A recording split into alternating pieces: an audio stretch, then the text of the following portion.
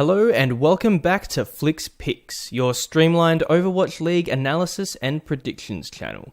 Let's quickly recap week 1 as we were treated to a fantastic first week of the Overwatch.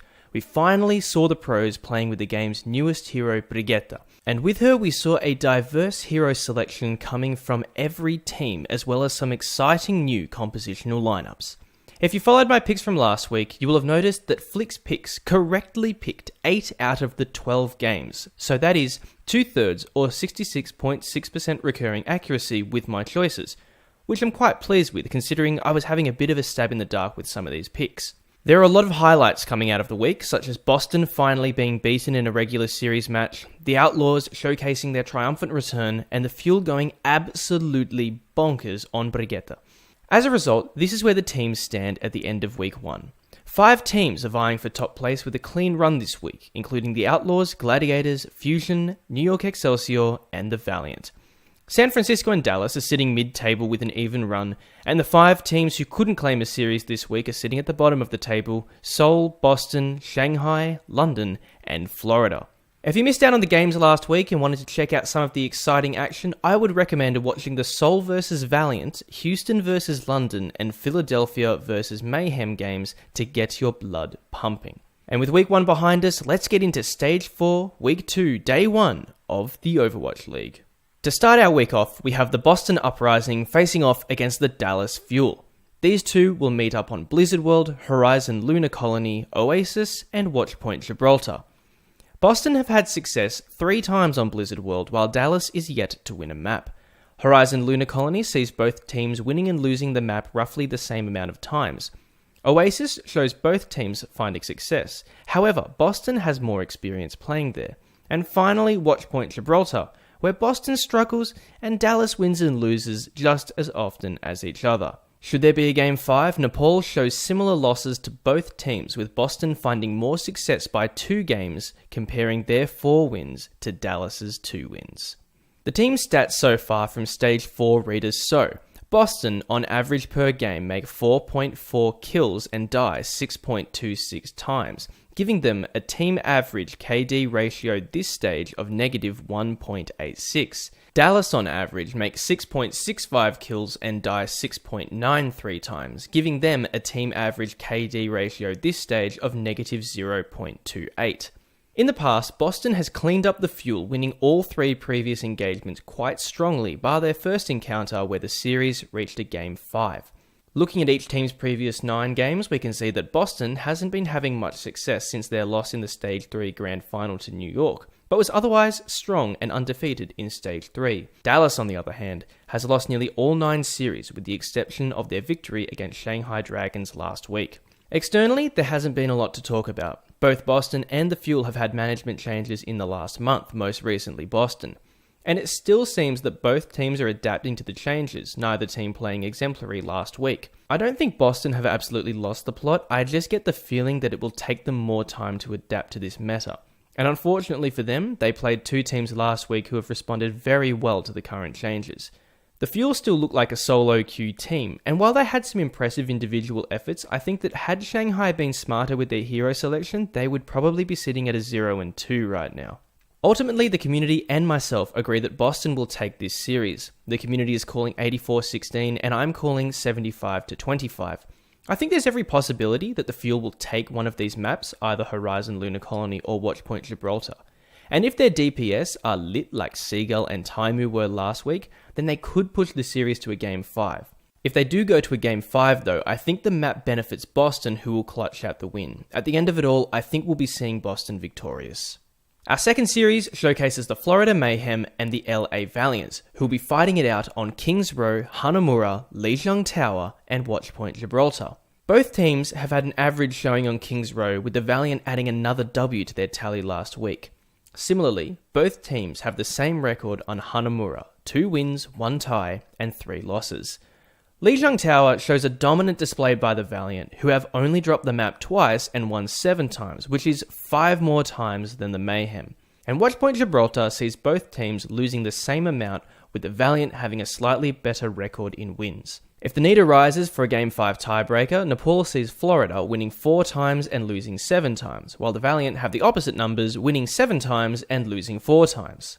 Each team's stats from Stage 4 show that Florida have an average of 4.94 kills per game and die 8.49 times on average per game, bringing them a team average KD ratio of negative 3.55. The Valiant this stage averaged 4.52 kills per game and 5.22 deaths per game, giving them a team average KD ratio of negative 0.7. In their previous matches, all their series have played out 3-1, with the Valiant winning twice overall and the Mayhem winning once. As for their last 9 games, the Mayhem have only won 2 against Dallas and the Dragons, while the Valiant have won 5 in their last 9. Again, externally, not much to talk about behind the scenes here. Florida's performance last week was admirable, with an impressive effort to tie a game up with the NYXL. Their score 3-0 doesn't do justice to the fight they put up against New York. I mean, they made them work so hard for that victory. They have been making some nice changes with their lineup and are utilising their substitutions nicely now that they actually have more than 6 players. I still think that they're not quite ready to compete with the higher seeded teams, and it's unfortunate that their debut into this stage was against 2 really strong opponents. Given their performance against the Fusion, it looked like they had prepared entirely for New York this week and were caught with their pants down when it came to facing Philly. I think Florida deserves their spot overall in the lower third of the league. They might be a lower seeded team, but given practice, they can definitely be contenders for a mid-table seed. The Valiant walked away with 2 Ws last week. However, after a close series with an out-of-form Dynasty and dropping a map to the Shanghai Dragons, I'm wondering if they are slipping or just not adapting as well to the new meta. San Francisco managed to beat the Dynasty more convincingly, and the struggling Fuel managed to beat the Dragons with the same score. Both of these teams are arguably not as strong as the Valiant, but these recent scores are making me question their current form. I've gone back and forth with my prediction on this one, and I've decided to take a chance on Florida.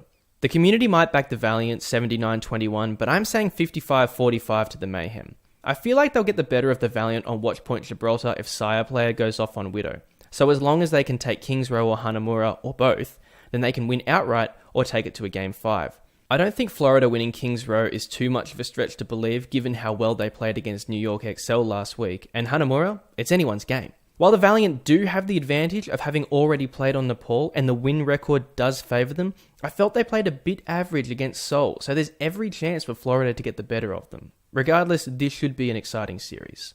Finally, for Game 3, we have the Houston Outlaws against the Los Angeles Gladiators. This is going to be one hell of a series. I'm calling it my series to Overwatch for the day, which is a new brand I'm throwing out there. I'll have one of these for each day of the week. It basically means that if you're going to watch any game on this day, I think this will be the most entertaining game to watch. Anyway, these 2 teams will be facing off on King's Row, Hanamura, Oasis, and Dorado. The map stats are very balanced, and we can see both teams have a solid win rate on King's Row. Houston dropped the map twice, Gladiators have dropped it once. Hanamura sees an advantage to the Outlaws, who have a 4-2 record, while the Gladiators have a 3-4 record. Oasis sees an advantage to the Gladiators, who have a +2 win rate on the map, and Dorado sees a positive win rate for both teams with a slight advantage going towards Houston. Should these 2 teams face off on Nepal, we can see a staggering advantage to the Gladiators, who have won 9 times and only dropped the map once. As for each team's stats this stage, Houston is averaging 7.5 kills per game and dying 4.69 times per game, giving them a team average KD ratio this stage of +2.81. The Gladiators, on the other hand, average 7.98 kills per game and die 6.11 times per game, giving them a team average KD ratio of 1.87. In their previous meetings, the Gladiators have walked away with the victory twice after 2 Game 5 series, whereas the Outlaws won resoundingly the first time that they fought. Both teams have won 6 of their last 9 games, with Houston losing one of those games to the Gladiators. As for external factors, the Outlaws have picked up former Dallas Fuel head coach Kai as an assistant coach. Based off their performance last week, he has settled in nicely, and, well, really he would have, considering that most of the players on the Outlaws were put together to represent the USA in the World Cup last year under the guidance of, Yep, you guessed it, Kai. The Outlaws decimated their opponents last week, especially with Linksa popping off on every map on Widow. And they didn't have it easy either. They were taking on the London Spitfire and the Boston Uprising. Even when Linksa wasn't surgically slicing through his enemies, Muma was creating so much space with his tank plays, and Jake was pumping out so much damage on Junkrat and Pharah. This team is unified and a real powerhouse right now. The Gladiators aren't short of incredible either. Fisher just doing Fisher things, the DPS beautifully flexing to fit the environment on a variety of heroes, and the supports coming in with the clutch reses and Discord orbs. The team has a plethora of solid plans for every map and can execute them flawlessly, as we saw in their dominant games against the Shock and the Fuel. The community is calling 54-46 to the Gladiators, and I'm going the opposite, calling 55-45 to the Outlaws. Now, I'm fully expecting a Game 5 here. The maps are evenly weighed on both sides, except for Nepal, and both teams are in great form. I know in the past we've seen Houston drop a lot of Game 5s, but they've also won a lot of Game 5s. This series was really hard to call because both teams stand a great shot at winning, but I saw a lot of hunger and passion in the Outlaws' eyes last week, and that's why I think they'll get the edge on the Gladiators. So to quickly recap, Fliks' picks for the day are Boston, Florida, and the Outlaws. Thank you so much for watching. Let me know in the comments how you think the day will play out. Don't forget to like and subscribe if you enjoyed the video, and stay tuned because we have the rest of the week to predict, so I'll see you in the next video. Use his heal as much as they possibly can. He does think of the stick onto a swoosh off the map. He must have had a jump pack left. He must have already used it and just get knocked off. That beautiful stuff from Fate. And the Valiant breakthrough just when it looked like they'd be ground to a screeching halt.